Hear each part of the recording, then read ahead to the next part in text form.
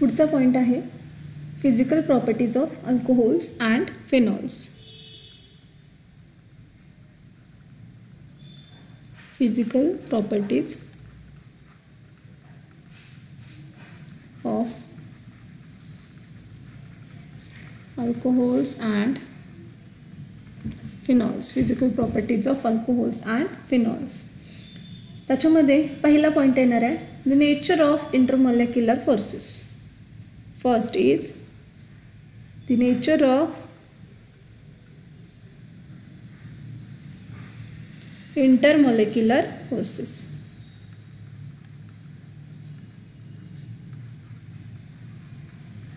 तर molecular forces हे actually दोन प्रकारचे असतात. पहिला म्हणजे इंटरमॉलिक्युलर आणि दुसरा म्हणजे इंट्रामॉलिक्युलर. इंटरमॉलिक्युलर म्हटलं तर दोन मॉलिक्युलच्या मधला, इन बिटवीन, दोन मॉलिक्युलच्या मधला. आणि इंट्रा म्हटलं तर त्याच मॉलिक्युलमधला फोर्स. तर इंटर म्हटलं हा बघा HOH वॉटर आहे. तर दुसरा आपण घेऊया हा HOH. तर ह्याच्यातला ऑक्सिजन आणि ह्याच्यातला हायड्रोजन. का तर oxygen containing partial negative charge, hydrogen containing partial positive charge, या hydrogen containing partial positive negative and या पॉझिटिव्ह. मग निगेटिव्ह आणि पॉझिटिव्ह मधलं इंटरमॉलिक्युलर फोर्स ऑफ अट्रॅक्शन, याला आपण काय म्हणणार आहे intermolecular hydrogen bond. This is known as intermolecular hydrogen bond. आणि इंट्रामॉलिक्युलर म्हटलं तर हा HO आणि H. तर हा आणि हा बॉन्ड कसा असणार आहे इंट्रामॉलिक्युलर बॉन्ड. एकाच मॉलिक्युलमधला बॉन्ड आहे म्हणून त्याला म्हणायचं इंट्रामॉलिक्युलर बॉन्ड. तर नेचर ऑफ इंटरमॉलिक्युलर फोर्सेसमध्ये फिनॉल आणि अल्कोहोलमध्ये इंटरमॉलिक्युलर फोर्सेस कशा पद्धतीनं असतात आणि त्यामुळं फिनॉल आणि अल्कोहोल हे पोलार नेचरचे कसे आहेत हे आपण बघणार आहे. तर इथं अल्कोहोलच्या बाबतीत बघूया. See here this is ROH. हा एक अल्कोहोलचा मॉलिक्यूल झाला. दुसरा मॉलिक्यूल बघा हा HOR. हा दुसरा अल्कोहोलचा मॉलिक्यूल झाला. तर हा एक अल्कोहोल आणि हा दुसरा अल्कोहोल यांच्यामधला ह्याच्यातला ऑक्सिजन ह्याच्यावरती चार्ज कसा असणार आहे पार्शल निगेटिव्ह आणि हायड्रोजनवरती कसा असणार आहे पार्शल पॉझिटिव्ह. हा निगेटिव्ह आणि पॉझिटिव्ह चार्ज आपण कशावरून दिला आहे तर हा ॲक्च्युली कोव्हॅलंट बॉन्ड आहे, पण हा पोलार कोव्हॅलंट बॉन्ड आहे. का तर ऑक्सिजनची इलेक्ट्रोनिगेटिव्हिटी जास्त आणि हायड्रोजनची इलेक्ट्रोनिगेटिव्हिटी कंपॅरेटिव्हली कमी आहे. Therefore oxygen carrying partial negative and hydrogen carrying partial positive charge. Here also oxygen carrying partial negative and hydrogen carrying partial positive charge, and there is a force of intermolecular force of attraction between oxygen from one alcohol and hydrogen from other alcohol, and that force of attraction is known as intermolecular hydrogen bond. याला काय म्हटलं जाईल intermolecular hydrogen bond. This is known as intermolecular hydrogen bond. Okay. तर हा intermolecular hydrogen bond तयार करतो. का तयार करतो तर ह्याच्यातला जो OH आहे हा OH पोलार नेचरचा आहे. म्हणून पोलार नेचरचा का तर ऑक्सिजन आणि हायड्रोजन यांच्या इलेक्ट्रोनिगेटिव्हिटीमध्ये खूप जास्त डिफरन्स आहे आणि त्या डिफरन्समुळे इथं चार्जेस काय होतात सेपरेट होतात. ऑक्सिजनवर निगेटिव्ह, हायड्रोजनवरती पार्शल पॉझिटिव्ह, म्हणून हा इंटरमॉलिक्युलर हायड्रोजन बॉन्ड तयार करतो. तर इथं फिनॉलच्या बाबतीमध्ये बघूया.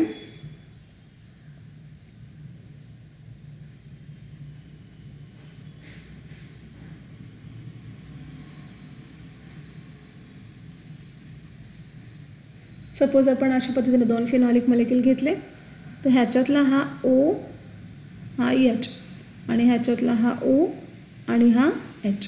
तर ह्याच्यातला ऑक्सिजन आणि ह्याच्यातला हायड्रोजन इथं partial negative, partial positive, partial positive, partial negative.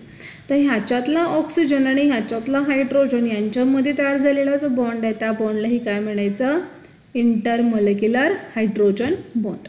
आता याच्या पुढे दुसरा फिनॉलिक मॉलिक्यूल घेतला तर हा आता दुसऱ्या फिनॉलिकमधला हायड्रोजन बरोबर बॉन्ड तयार करणार, हा ऑक्सिजन बरोबर बॉन्ड तयार करणार, म्हणजे बॉन्ड काय होतात कंटिन्यू होतात. तुम्ही एक दाखवलं तरी चालेल. तर ह्याही बॉन्डला काय म्हणायचं, intermolecular hydrogen bond. So alcohols and phenols हे intermolecular hydrogen bond, strong intermolecular hydrogen bond तयार करतात, कारण अल्कोहोल आणि फिनॉलमधला जो OH ग्रुप आहे तो पोलार नेचरचा आहे म्हणून. बघा, alcohols and phenols are very polar molecules due to the presence of which group, this OH group, due to the presence of OH group. Alcohols and phenols are polar molecule. Why? Because of presence of OH group. And due to the presence of OH group, alcohols and phenols form strong intermolecular hydrogen bonding. Then पुढची physical property आहे physical state. Second physical property is physical state. Okay, या physical स्टेटमध्ये alcohols जे आहेत त्याच्यामध्ये lower alcohols म्हणजे काय, असे अल्कोहोल्स की ज्याच्यामध्ये कार्बन ॲटमची संख्या कमी आहे, म्हणजे मिथाइल अल्कोहोल, इथाइल अल्कोहोल हे लोअर अल्कोहोल्स आहेत. तर लोअर अल्कोहोल्स हे जनरली कलरलेस असतात. लोअर अल्कोहोल्स आर कलरलेस असतात, पण ते कसे आहेत, टॉक्झिक आहेत. ते कलरलेस आहेत, टॉक्झिक आहेत, लिक्विड आहेत. So lower alcohols are colourless, toxic, liquid आणि त्यांना स्पेशल असा ऑर्डर आहे, वास आहे, विशिष्ट असा वास आहे आणि त्या वासाला अल्कोहोलिक ऑर्डर असं म्हटलं जातं. Alcoholic order. बघा पुन्हा, लोअर अल्कोहोल्स म्हणजे कोणते, ज्याच्यामध्ये कार्बन ॲटमची संख्या कमी आहे असे alcohols, that is methyl alcohol, ethyl alcohol. हे कलरलेस आहे, टॉक्झिक लिक्विड आहेत आणि त्यांना अल्कोहोलसारखा वास येतो, that is having alcoholic odour. Then phenol.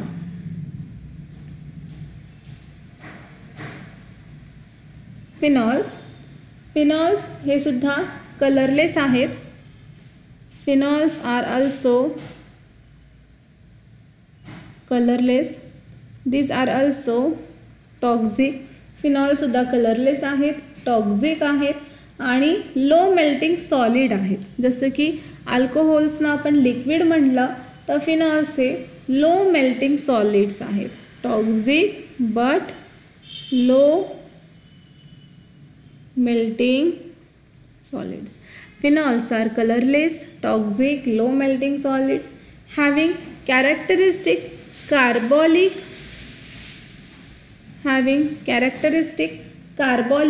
or phenolic order.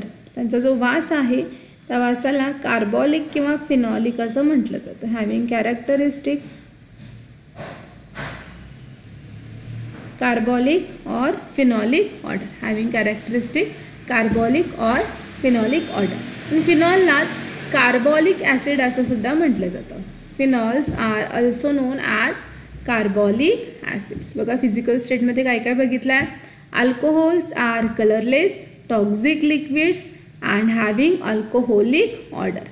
Phenols are colorless, toxic, low melting solids and having carbolic or phenolic order Then तिसरी physical property असणार आहे boiling point. Third one, boiling point.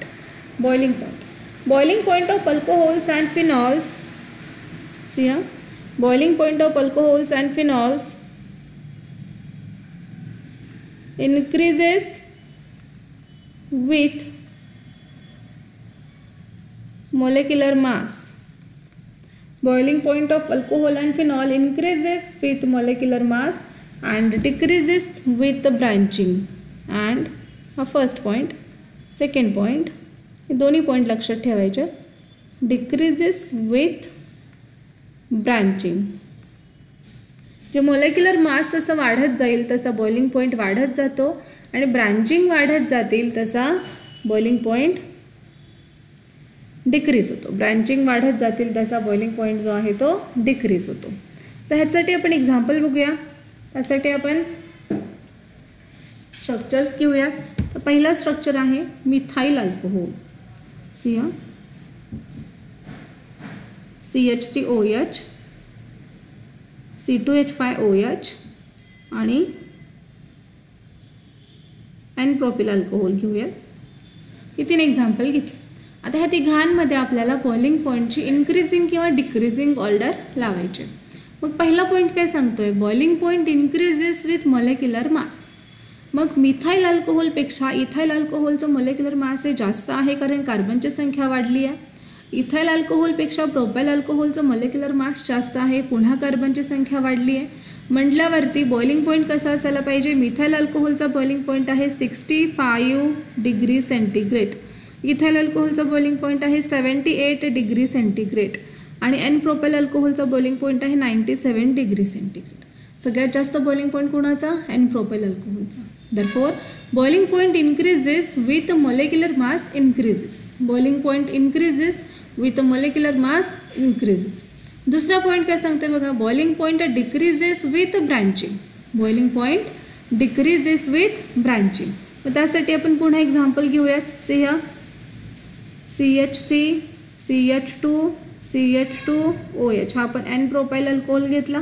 दुसरा बघा CH3 CH3OH हा आपण isopropyl alcohol घेतला. याच्यापेक्षा याच्यामध्ये काय झालेल्या, ब्रांचेस काय झालेल्या, वाढलेल्या. So boiling point decreases with branching increases. Boiling point decreases with branching increases. Boiling point decreases with branching increases. इथं आपण असं म्हणूया, boiling point increases with molecular mass increases. Okay, boiling point decreases with branching increases. Branches जशा वाढत जातील तसा boiling point काय होत जातो, कमी होत जातो. एन प्रोपिल अल्कोहोलचं बॉइलिंग पॉईंट आपण इथं बघितलं की ते 97 डिग्री सेंटीग्रेड. मग आयसोप्रोपिल अल्कोहोलचं त्याच्यापेक्षा कसं असायला पाहिजे, कमी असायला पाहिजे. का तर ब्रांच काय झालेली आहे, वाढलेली आहे. सो आयसोप्रोपिल अल्कोहोलचा बॉइलिंग पॉईंट आहे 83 डिग्री सेंटीग्रेड. हे 2 पॉईंट लक्षात ठेवायचे. Boiling point increases with molecular mass increases आणि boiling point decreases with branching increases. त्यानंतर पुढचा शेवटचा पॉईंट असणार आहे 4th नंबरचा फिजिकल प्रॉपर्टीजमध्ये सॉल्युबिलिटी.